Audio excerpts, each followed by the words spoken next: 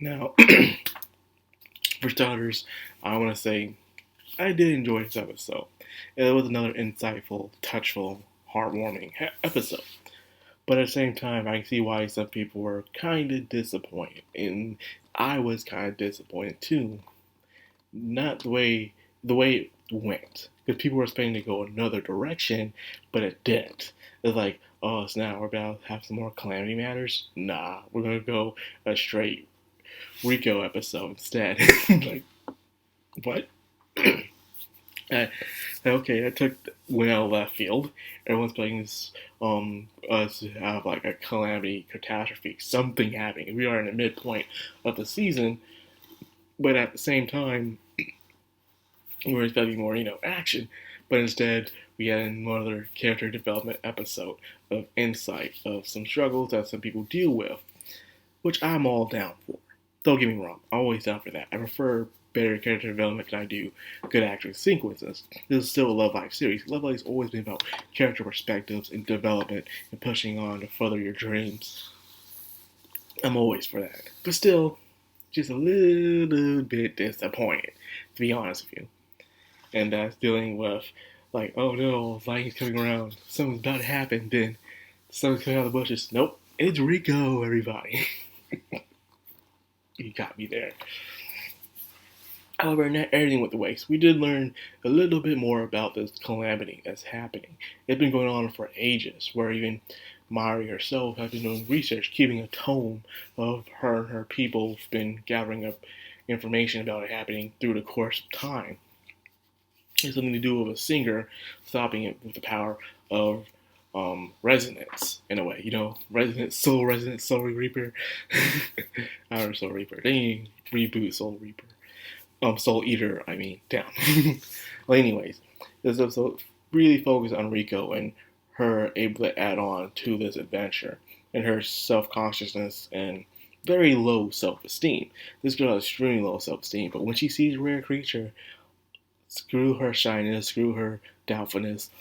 It's all about that creature. She's completely focused from seeing animals and even seeing tiny fairies. She's just completely, like, target on, no matter what.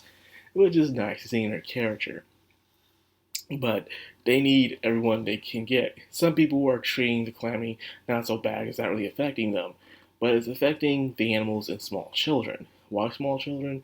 Maybe because of their innocence? I don't know. But it's probably some sort of connection with it. But the calamity seems to cause negative impacts on these creatures and the children, causing them to be scared. I guess the children coming out less and less out to play because they're afraid of the residents themselves. So it does feel like something is steaming in a while, and they are showing it. Even some animals not feeling so well, children being scared, they're showing the effects happening on a town little by little. Hopefully, as the show goes on, the effects of it gets worse and worse to the point where they have to acknowledge it and they have to do something about it. Now, considering the help, YOHANE being the center of it all, Mari and her research, and of course, you need help with the animals, which is for Rico. But Rico doesn't feel like getting attached because she doesn't want to say goodbye. She doesn't want to make memories. She wants things to be like professional, but yet she closed herself off. And because of that, she became very relatable to YOHANE and Mari, where they feel like they justify reasons of not getting close to people, to be attached to people. So, among the characters that YOHANE meets in this show, it seems like she's best friends. She's going to be best friends, mainly with Mari and Rico, because they all have the same personality in a way, where they find reasons to justify to keep themselves distant from everybody. YOHANE was lonely, so she felt like that she didn't need this town, there's nothing special here, so she wanted to leave and start her own thing to prove that she can be worth something. So that's what she had this conjuring in her mind, thinking like, yeah, this town sucks. Mari had the ability of her horns and was afraid of herself, and she could hear everything from across the land. So because of that, she justified that she didn't need to move to the outside island. She didn't need to know nobody because she just could hear everything. So she had this very warped opinion about the outside world. Now, what came to Rico, she pretty much kept moving place to place. Because of that, she could never really get attached to anything. And when she did find this little puppy one day, and despite how the puppy was very friendly to her, when the true owner came by, the puppy was so happy to see the owner, and it was just a goodbye, Like, what about me, man? Like, in Dolly, oh, man, thank you for taking care of me and all, but this is my buddy right here. I gotta go with them. And that's just how it is sometimes. And I'm supposed to be friendly with someone if you're a stranger, but they see their owner, they're loyal. They're like, yeah, especially the owner of the film is very good. There's no way to betray the owner like that. That's just how things are. Which kind of reminded me of Sunshine season 2, where YOHANE and Rico both found a dog and they were taking care of it, but turned out the dog had an owner and they still wanted to see the dog. So that was kind of probably a reflection of that episode, if you remember it. Now, once again, I can relate to this episode. I moved around a lot as a kid. Hell, even in high school, we were moving around a lot, and not for good reasons, to tell you the truth. Some of the reasons were very stupid, and I didn't enjoy it. I enjoyed it. I was growing roots, making friends, and then just constantly moving, man. It was ridiculous, going school to school, neighborhood to neighborhood. It just made no sense. We weren't even really military family, but we were just moving because we were not moving state to state. We were staying inside the same city for crying out loud, but we were still just moving all over the damn place. To the country, to the suburbs, to the towns areas. It was just all in the same city, just in different places. And it was annoying as hell, man. I couldn't stand it. So that's why to this day, I don't like moving a lot. I just don't. No matter how much time has passed. And I'm a grown ass man, but it's just something that trauma gets inside me like, so I'd rather stay, especially if I'm in a good area. I would like to stay there. Now, if I'm in a bad area, yeah, I want to move. But I wouldn't let myself get inside a bad area the hardest I can get it. So that's why I do my best to keep up the money I make so I'm always in a good area, no matter what. Besides, next time I'm moving, it's going to be in a house. I declare it. Well, anyways, um, so yeah, I can definitely feel what Rigo feels in a way, how she doesn't want to get attached to things. She always has to move because her job requires it. But now she realizes as well that she could be useful here. She can have friends here. They can still remain friends even after she moves to another place.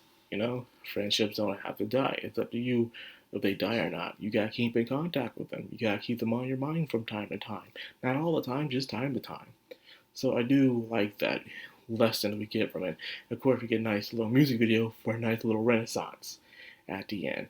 So after all is said and done, she decides not to move, and they decide to become closer together. Now, Dia says, for us to really be a team, we got to know each other. So the best way to do it is have a girls' night. Girls' night. So yeah, I can have a little girls' night. So that's the next episode. It's going to be about. I'm, of course, looking forward to it. And I'm enjoying it. It's like, let me say something. The show is so good that even Ginka, the dude who make memes about him not liking the Love Live series, is liking this series. And this is on his own ignorance. You see, Ginka and plenty of others, even Mother's Basement, all of them, don't like the series through an outside perspective. Meaning they never really gave this series a chance to sit down and watch it and see what it was all about. And because of that, they have this negative opinion about it because of hearsay, which is very, very stupid. Me, I didn't get into the series until like 2014, 15, when Sunshine was coming out and stuff. And it's not because I didn't like it or because I was hearing hearsay. I just thought it wasn't for me. I wasn't really into the singing music thing like everyone else was. Like, I couldn't really get into Beck that much. Beck was about rock in Japan and stuff. I couldn't really get into that. So I didn't really care much about anime musicals in a way. But then I kept seeing memes about it. Like, you know what? I'll give it a try. So I completely downloaded the first series of Love Live before I started Sunshine. And like, I enjoy this. This was a lot more than I thought it was going to be. It has convenient moments and the memes, but at the same time, it had that character development. It had that relatability. It had those moments of like, wow, man, I can't believe that just happened and stuff. And And I liked it. And Sunshine was, people would say, a lot of people would say that's kind of an improvement of the first series. That's why Sunshine gets more love than the original series does, unfortunately. Hey, they're still here with another spin-off, for crying out loud. But yeah, and then ever since then, I've been in love with the Love Live series, from Ninja Saki even to Superstar. They all have been very, very well and stuff. So I'm still waiting for the trilogy movie for Ninja Saki, and of course the third season for Superstar. Can you believe it? But anyways, oh yeah, I've enjoyed this series, man, because of that. So it sucks how so many people don't like the series, not because they watched it, but just because it's an idol anime, which is pretty ignorant, pretty dumb. But hey, that's just how people are these days. But anyways, that's all ended here. I hope you guys enjoyed. If you did, like, comment, subscribe, of course, hit that bell icon. This has been Madcrownxox. I'm Anime. Signing out.